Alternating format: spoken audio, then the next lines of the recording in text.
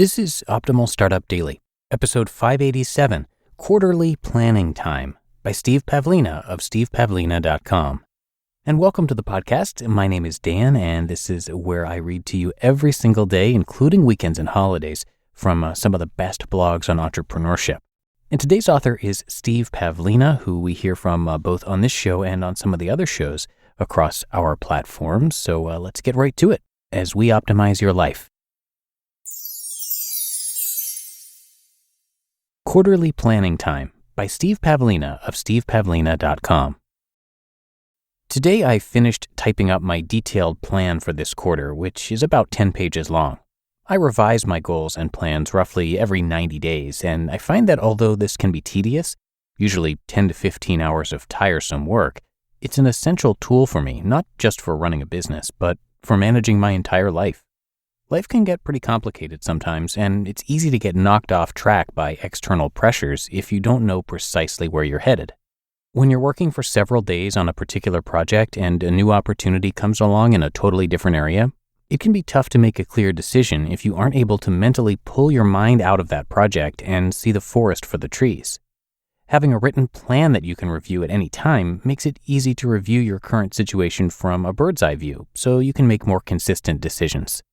In 2001, I wrote articles on goal setting and planning, and aside from some minor refinements, I still follow this basic approach today. But one thing I now include in my planning document is a list of assumptions that I made in putting the plan together.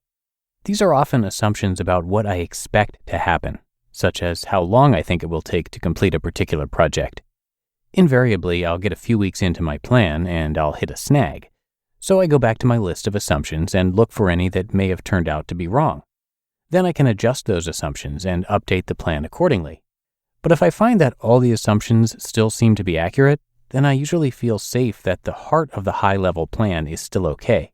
I may just need to alter the way I'm currently implementing it. Just today, I had to turn down 2 potential licensing deals.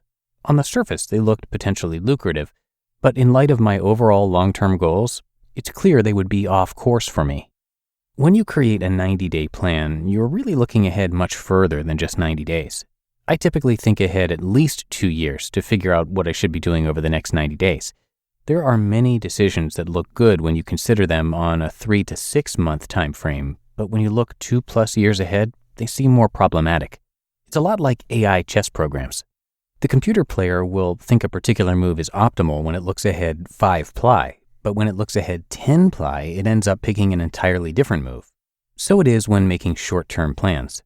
You'll create the best plans if you look ahead a few years and think about where you'll end up, and then use that long-term perspective to decide what you need to be doing right now. And for certain big decisions, like whether you'd like to have another child, you may want to look ahead much further. The long view sharpens the short view. When I was single and living alone and hadn't yet started my own business, this kind of detailed planning would probably have been overkill.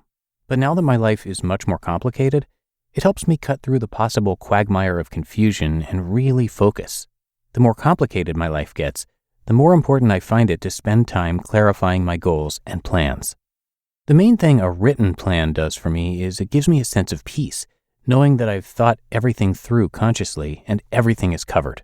It can be hard to make choices such as, should I spend time with the wife and kids, or exercise, or practice my next speech, or write an article, or work on my book, or do some marketing tasks, or play poker, or read a book? One thing I've learned is that I tend to do a bad job making these kinds of balancing decisions on the spur of the moment.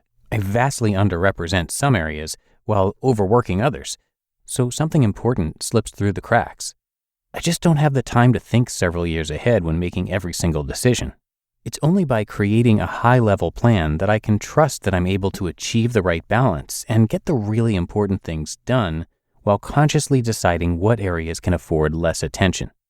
I can trust the plan because I know I spent the time thinking things through to create it, so it acts as a tool to help me simplify and speed up daily decisions. Once you have a solid written plan, the next trick is to learn how to work it effectively.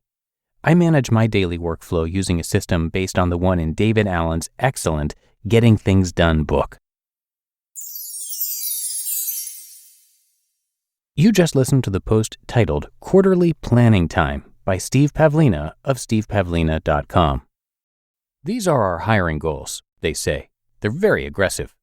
But when everyone looks to you, you're calm. Why? Because you know you don't need a miracle. You need Indeed. Indeed is the hiring platform where you can attract, interview, and hire all in one place. Indeed is the #1 job site in the world with more total visits than any other job site, according to ComScore. I love that Indeed makes hiring all in one place so easy. Indeed does the hard work for you. When you pay to post a job, Instant Match shows you candidates whose resumes on Indeed fit your description immediately after you post, so you can hire faster. Start hiring now with a $75 sponsored job credit to upgrade your job post at Indeed.com/startup. Offer good for a limited time. Claim your $75 credit now at Indeed.com/startup. That's Indeed.com/startup. Terms and conditions apply. Pay per qualified applicant, not available for all users. Need to hire? You need Indeed. And thanks to Steve, who was actually one of the very first authors that we started narrating here across all of our different shows.